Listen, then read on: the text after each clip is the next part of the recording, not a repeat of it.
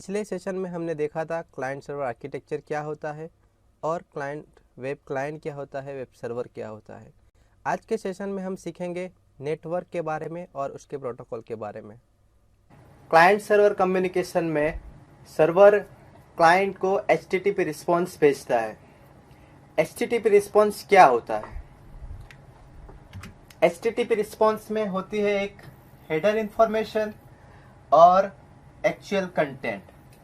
Header information में होता है उसका कंटेंट टाइप क्या है, जैसे कि टेक्स्ट और HTML। टेक्स्ट और HTML यानी कि सर्वर ने जो रिस्पॉन्स भेजा है उसका जो एक्चुअल कंटेंट है वो HTML है या कोई टेक्स्ट डॉक्यूमेंट है।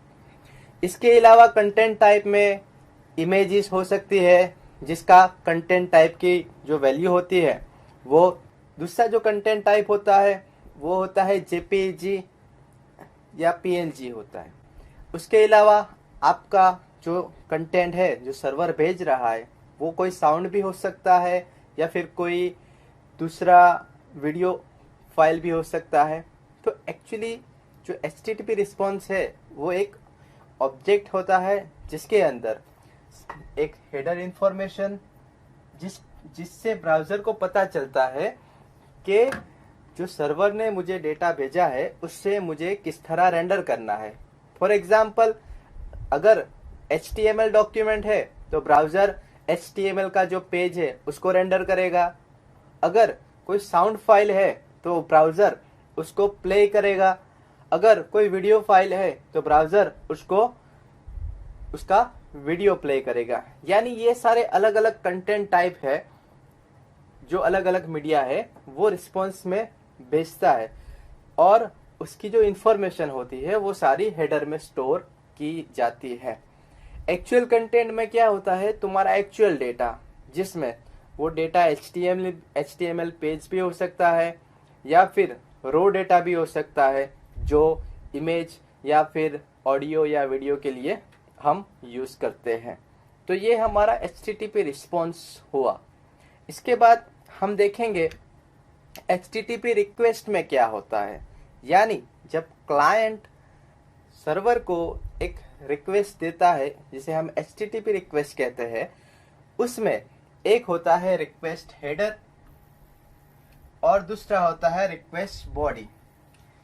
ठीक है, जिस तरह रिस्पॉन्स HTTP रिस्पॉन्स में हेडर और बॉडी पार्ट होता है, उसी तरह HTTP रिक्वेस्ट में रिक्वेस्ट हेडर होता है और रिक्वेस्ट बॉडी होता है।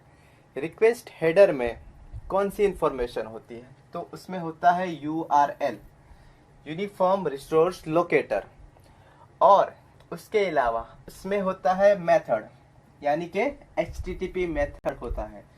HTTP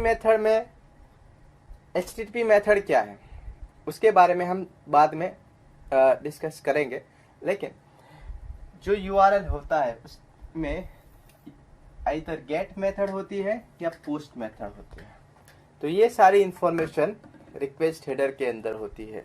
URL, इसके बाद रिक्वेस्ट बॉडी में जो एक्चुअल डेटा है, जैसे कि फॉर्म का डेटा है, रजिस्ट्रेशन पेज है जिसमें first name, last name, email address, ये सारी इंफॉर्मेशन हम रिक्वेस्ट बॉडी के अंदर सेंड करते हैं।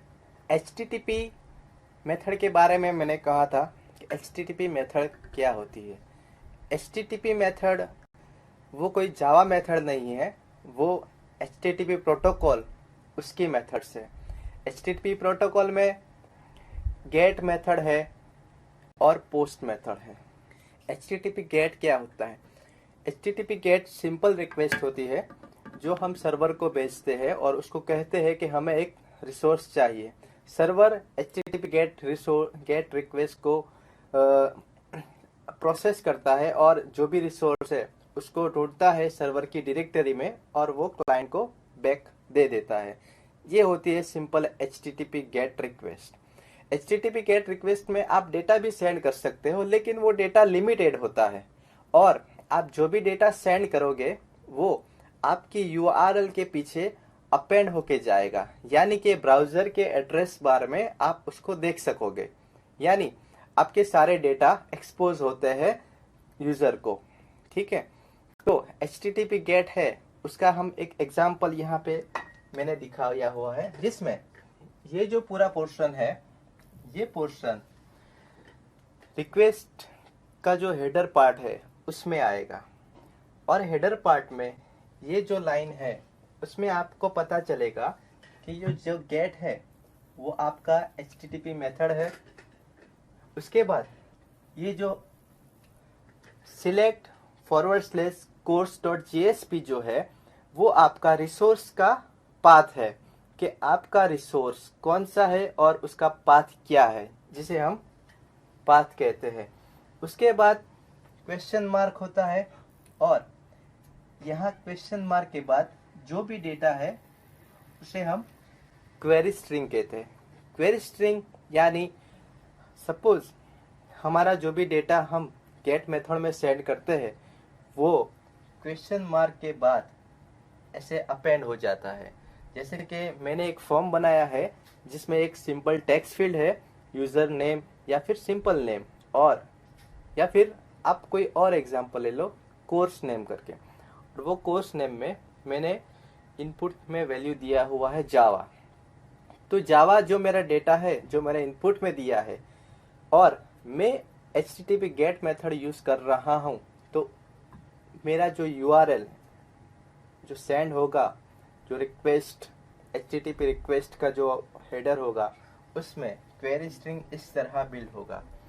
उसके बाद होता है HTTP मेथड, यानी HTTP प्रोटोकॉल आप यूज करते हो उसका कौन सा वर्जन है।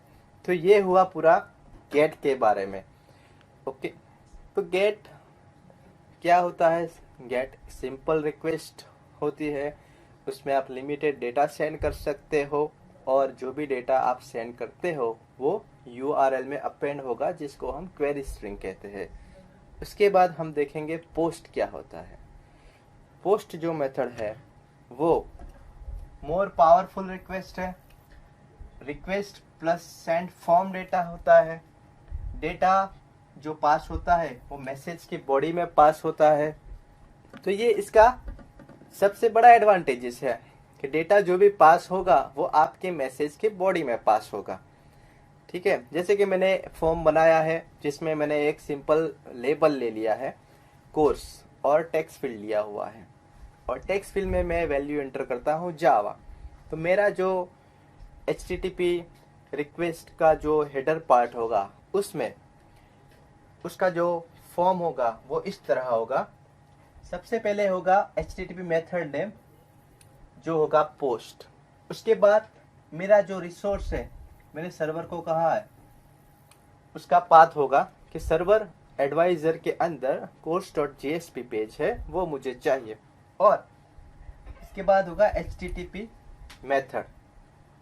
तो HTTP पोस्ट में रिक्वेस्ट हेडर होता है जिसमें इस तरह की लाइन होती है, और मैसेज बॉडी में आप जो भी डेटा सेंड करोगे वो सारे डेटा मैसेज बॉडी में आएंगे।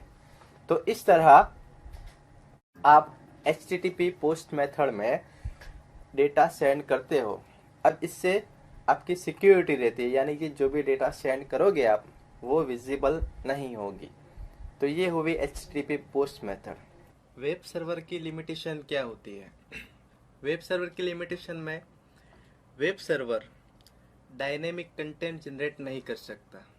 फॉर एग्जांपल, हमने एक HTML पेज बनाया हुआ है जिसमें हमें टाइम प्रिंट करना है कि करंट टाइम क्या है। तो उसके लिए हम एक HTML फाइल बनाएंगे, और HTML फाइल में हम लिखेंगे टाइम इज टाइम वैल्यू। तो ये हमारे HTML में हम यहाँ टाइम डिफाइन करेंगे। फॉर एग्जांपल, सपोज टाइम 10:10 हुआ है, तो हम HTML पेज में लिखेंगे 10:10। ठीक है, अगर नेक्स्ट टाइम यूज़र रिक्वेस्ट करता है तो हमें इस टाइम की वैल्यू चेंज करनी पड़ेगी हमारे पेज के अंदर, क्योंकि वेब सर्वर की लिमिटेशन है कि वो स्टैटिक पेज ही सर्व करता है। दूसरी लिमिटेशन है वेब सर्वर की कि वो कंपटीशन नहीं कर सकता। कंपटीशन यानी सपोज किसी यूजर ने एक रिक्वेस्ट दी है सर्वर को कि 2 नंबर का एडिशन करना है, नंबर 1 जिसकी वैल्यू है 5 और नंबर 2 जिसकी वैल्यू है 3। तो इन 2 फील्ड का जो यूज़र सर्वर को कहता है कि मुझे उनका एडिशन करना है, तो एडिशन किस तरह करना है वो वेब सर्वर को नहीं पता है, ये उसकी लिमिटेशन है। दूसरी लिमिटेशन ये है कि वो डायनेमिक कंटेंट जनरेट नहीं कर सकता, वो सिर्फ स्टैटिक कंटेंट ही सर्व करता है क्लाइंट को। तीसरा उसका लिमिटेशन है कि वो डेटा सेव नहीं कर सकता सर्वर पे, यानी कोई रजिस्ट्रेशन फॉर्म है जो यूज़र सबमिट करता है सर्वर को, वो रजिस्ट्रेशन फॉर्म डेटाबेस में या सर्वर में कहीं पे भी स्टोर नहीं कर सकता। तो ये इसकी लिमिटेशंस है। तो आपने देखा नेटवर्क और प्रोटोकॉल्स क्या होते हैं। नेक्स्ट सेशन हम देखेंगे J2EE आर्किटेक्चर के बारे में।